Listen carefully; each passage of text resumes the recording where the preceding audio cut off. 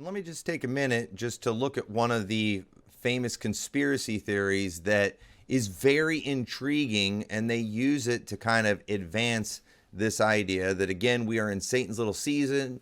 America has kind of been the leader in this, and therefore you could say that Satan's little season, it probably started, in 1776, or somewhere around that time with the forming of America. And here's some proof. So notice Lady Liberty. We're all familiar with the Statue of Liberty. When you think of a statue that would represent our country, what do you think of but the Statue of Liberty? America is all about liberty.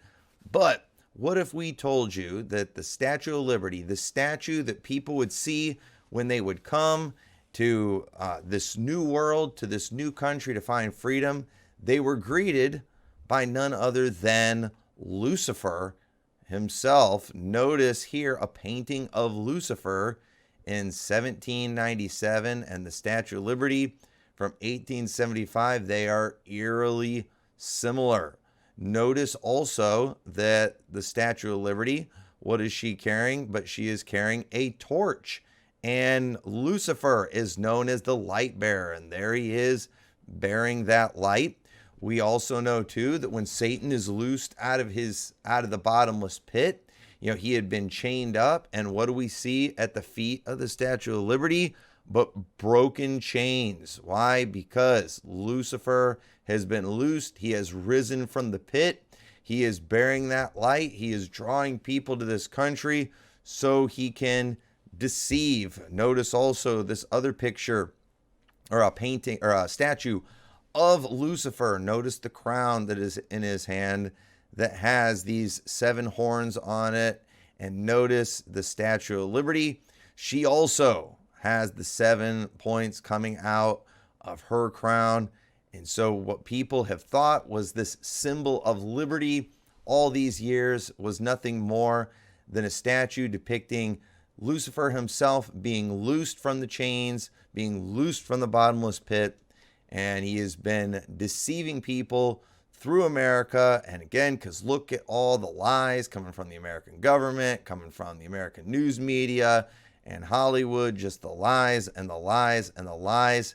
And listen, hey, you could probably convince me that there is definitely a connection between these two things. Yeah, there's been a lot of Freemasons and Jesuits that have been involved in things in our country.